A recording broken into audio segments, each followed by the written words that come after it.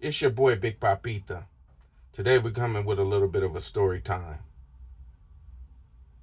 So, the year was somewhere between 2010 or 2005 to 2010, right? I'm going to give you a story about this guy named Otis. Now, I'm switching up names because I want to be sensitive to the parties involved. Don't want to use actual names.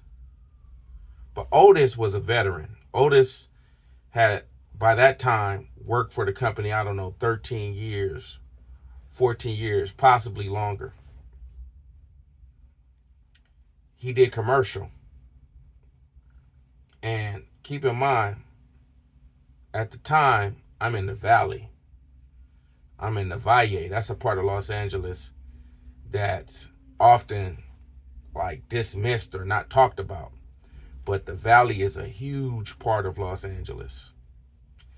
So I worked in the valley, and Otis was a guy that I would come across when we would go to this transfer station in East LA. Sometimes there was like this restaurant where we would stop and we would take our lunch. He would be there, and kind of be on the phone talking, or we have small conversations. You got a big route today? Nah, not too much route. All right, cool. So there was a liquor store in between where the restaurant where we take our lunch and the transfer station where we dumped. The transfer station was a small transfer station. I don't even know if it's still there. And it was privately owned. And one day, I'm driving to go to the transfer station, and I see Otis's truck parked diagonally, like almost blocking the street. That's weird. He's at the Mercado, little mini market, and his truck is running, everything. Like, what's up with this? This is a little odd. He's almost blocking the street. And the thing is about trash truck drivers, we recognize each other through our truck numbers, at least drivers who work for the same company. So I'm like, yo, that's Otis right there. But I'm looking in the front of the liquor store to see if I see him, kind of blow my horn and wave. He's not in the front. Okay. Proceed to go on to the transfer station, and I see the owner of the transfer station. I'm like, huh. He's like, you know that, man, there's a guy that works your company. This guy's terrible. He's awful. And I just start laughing because I'm not quite sure what he's talking about or what he's getting at. Because the way it worked was you park your truck on the scale, you get off the scale, you go inside, you speak with the person that's handling, I guess, the scale tickets, scale master. They give you your ticket, and you go back to your truck, you take off, and you go dump where the spotters tell you to dump.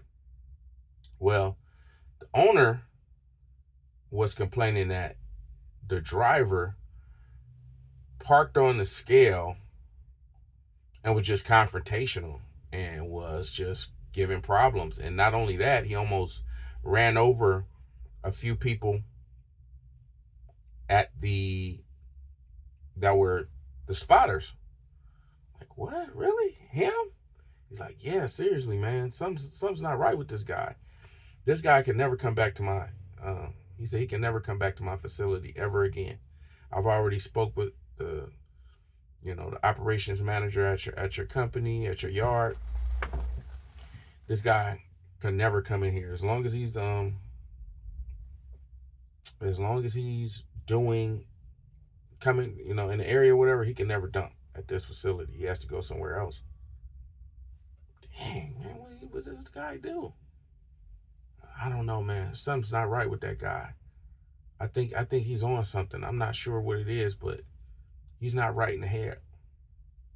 So I go to the truck and I look at the spotters and they look perturbed. They look disheveled and just like confused and just like they just went through something. I'm like, dang. So they tell me where to park. I dump out. I go back towards where that liquor store or that mini market is. His truck is gone. Well, this driver, at the time, you got to keep in mind this is anywhere between 2005 to 2010. There were reports already that this guy was swerving on a 5 freeway. He couldn't stay in a lane. He's just swerving his truck, almost hitting cars. And at the time, it wasn't really the technology with smartphones wasn't what it is today. The only social media platforms at that time, I think, were like Facebook, and by this time, people weren't like uploading viral videos and stuff. Hell, YouTube at the time wasn't really what it is today. So we were hearing about what this guy's swerving side to side on the 5 freeway. This is crazy. And yeah, I don't know. I come to think about it, I'm like, if he's not in the front of the store, you already know it's in the back of the store. You already know. Any store you go to, usually if you go to the back, there's certain things in the back. I'm like, nah, this dude ain't that crazy. But fast forward, the operations manager is waiting for Otis at the yard. He's like waiting to see where this guy is because he wants to take him to get tested for any kind of substance or whatever he's on. So he's waiting by the gas pumps because at that time we didn't have the gas pumps where you connected it to, I believe it was diesel at the time. So we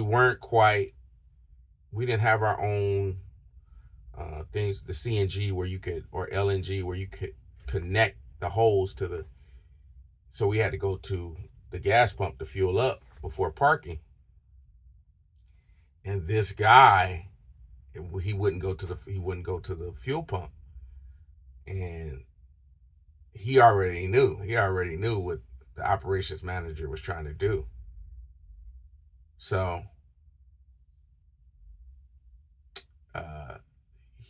they're trying to get this guy out of the truck. There's like, the operations manager following, going to his truck. Hey man, come on, let's go. We got operations manager, we got the lead guy that's ahead of the shop, because he has to inspect the truck to see if there's any kind of damage or something, because you don't know what this guy was doing all day. So you got the lead guy from the shop, you got operations manager, and they're just like trying to get this guy to go with them, and he says no. So now they couldn't make him go to get tested. They said, okay. So they say, okay, give me your keys to your car. Now this is any place you go. You go to a restaurant, you go to a bar, you go any place like that. If they see that you are clearly out of your mind, inebriated, intoxicated, just not in a state to drive, and they know that you have keys to a car, the owner, somebody's supposed to take your keys, at least in the state of California, and prevent you from getting in the road with your car and going on the way and doing something. So they're blocking this car. Nope, we're not letting you go. Give us the keys. He gets on the phone. He calls his whoever. she picks him up, or whoever picks him up, and that was it. That was the end of his career at that company. So we're like, dang, this guy's cooked, man. This guy, what the hell was this guy thinking, you know? What was he thinking? It was like the talk of the yard. 1 year later, we see this guy working for a different company. We're like, what? After all that crap he went, after all of that stuff he did? Yeah. Crazy times, man, around that time. It was one of the wildest things I've ever seen. If you felt this story, hit that like button, share it, and I'm out.